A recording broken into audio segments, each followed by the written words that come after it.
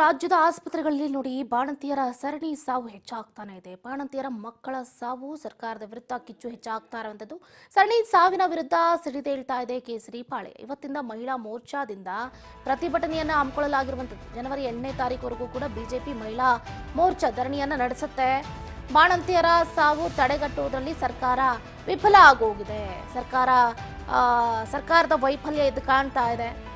ಸಿದ್ದರಾಮಯ್ಯನವರ ಸರ್ಕಾರದ ವೈಫಲ್ಯದ ವಿರುದ್ಧ ಪ್ರತಿಭಟನೆಯನ್ನ ನಡೆಸುವುದಕ್ಕೆ ಮುಂದಾಗ್ತಿದ್ದಾರೆ. ತಲಾ 5 ಜಿಲ್ಲೆಗಳಂತೆ ಜಿಲ್ಲಾ ಕೇಂದ್ರಗಳಲ್ಲಿ ಪ್ರತಿಭಟನೆಯನ್ನ ನಡೆಸಲಾಗುತ್ತೆ.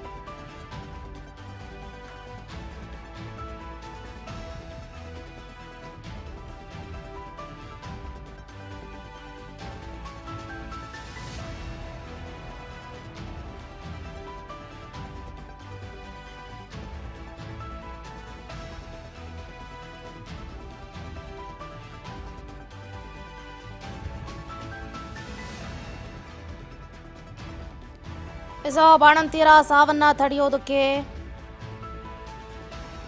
ಮಹಿಳಾ ಮೋರ್ಚಾ ಪ್ರತಿಭಟನೆ ಆರಂಭ ಆಗುತ್ತೆ.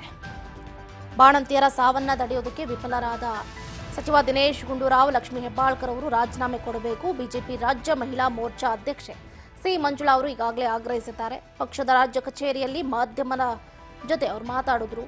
ಆರೋಗ್ಯ ಮತ್ತು ಕುಟುಂಬ ಕಲ್ಯಾಣ ಸಚಿವ ದಿನೇಶ್ ಗುಂಡೂರಾವ್ ಬಾಣಂತಿಯರ ಸಾವನ್ನ ತಡೆಯುವುದರಲ್ಲಿ ಸಂಪೂರ್ಣವಾಗಿ ವಿಫಲರಾಗೋಗ್ಬಿಟ್ಟಿದ್ದಾರೆ. ಅವರು ರಾಜೀನಾಮೆ ಕೊಟ್ಟು ಮನೆಗೆ ವಾಪಸ್ ಆಗಬೇಕು ಅಂತಲೂ ಕೂಡ ಆಗ್ರಹಿಸಿದ್ರು. ಮಹಿಳಾ ಮತ್ತು ಮಕ್ಕಳ ಕಲ್ಯಾಣ ಸಚಿವೆ ಲಕ್ಷ್ಮೀ ಹೆಬ್ಬಾಳ್ಕರ್ ಅವರು ಕೂಡ ಇಲ್ಲಿವರೆಗೆ ಬಾಣಂತಿ ಸಾವಿನ ಸಂಬಂಧ ಒಬ್ಬರನ್ನು ಕೂಡ ಭೇಟಿ ಮಾಡಿ ಸಾಂತ್ವನವನ್ನ ಹೇಳಿಲ್ಲ. ಅವರು ಕೂಡ ರಾಜೀನಾಮೆ ಕೊಟ್ಟು ಮನೆಗೆ ವಾಪಸ್ ಹೋಗಬೇಕು ಅಂತ ಒತ್ತಾಯವನ್ನ ಮಾಡಿದ್ದಾರೆ. ಬಾಣಂತಿಯರ ಸಾವನ್ನ ಸರ್ಕಾರ ನಿಲ್ಲಿಸದೇ ಇರುವುದನ್ನು ಖಂಡಿಸಿ ಇಡೀ ರಾಜ್ಯದಲ್ಲಿ ಪ್ರತಿದಿನ 5 ಜಿಲ್ಲೆಗಳಲ್ಲಿ ರಾಜ್ಯ ಮಹಿಳಾ ಮೋರ್ಚಾ ಜಿಲ್ಲಾ ಘಟಕಗಳು ಇವತ್ತಿಂದ ಪ್ರತಿಭಟನೆಯನ್ನ ನಡೆಸುತ್ತೆ. ಇದೊಂದು ಲಜ್ಜೆಗೆಟ್ಟ ಸರ್ಕಾರ. ಇಲ್ಲಿವರೆಗೆ ಯಾವುದೇ ಸಚಿವರು ತೆರಳಿ ಭೇಟಿ ಮಾಡ್ತಾ ಇಲ್ಲ ಅಂತ ಆಕ್ರೋಶವನ್ನು ಕೂಡ ವ್ಯಕ್ತಪಡಿಸಿದ್ರು. 25 ಲಕ್ಷ ರೂಪಾಯಿ ಪರಿಹಾರವನ್ನ ಕೊಡಿ. ಮೃತ ಪ್ರತಿ ಬಾಣಂತಿಯ ಕುಟುಂಬಕ್ಕೆ 25 ಲಕ್ಷ ರೂಪಾಯಿ ಪರಿಹಾರವನ್ನ ಕೊಡಬೇಕು. ಮಕ್ಕಳನ್ನ ಈ ಸರ್ಕಾರ ದತ್ತು ಸ್ವೀಕಾರ ಮಾಡಿ ಅವರಿಗೆ ಆರ್ಥಿಕ, ಸಾಮಾಜಿಕ, ಶೈಕ್ಷಣಿಕ ಭದ್ರತೆಯನ್ನ ಕೊಡಬೇಕು ಅಂತ ಹಕ್ಕೊತ್ತಾಯವನ್ನು ಮಂಡಿಸಲಿದ್ದಾರೆ. ರಾಜ್ಯ ಸರ್ಕಾರವು ಹೊಸ ವರ್ಷದಲ್ಲಿ ರಾಜ್ಯದ ಮಹಿಳೆಯರಿಗೆ ಬಾಣಂತಿಯರ ಸಾವಿನ ಗ್ಯಾರಂಟಿಯನ್ನ ಕೊಟ್ಟಿದೆ ಅಂತ ಟೀಕೆ ಮಾಡಿದ್ರು.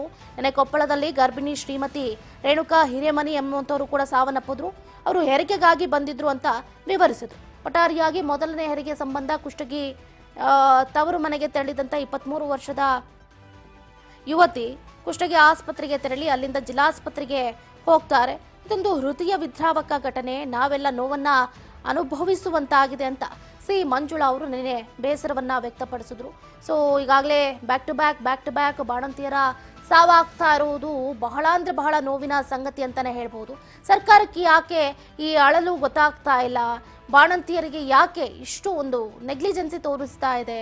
ಸೊ IV ದ್ರಾವಣ ನೀಡ್ತಾ ಇರೋದು ಪತ್ತೆ ಆದರೂ ಕೂಡ ಯಾಕೆ ಅದನ್ನ ಸ್ಟಾಪ್ ಮಾಡ್ತಾ ಇಲ್ಲ ಅನ್ನೋದೇ ಈಗ ಪ್ರಶ್ನೆ ಉದ್ಭವ ಆಗ್ತಾ ಇದೆ.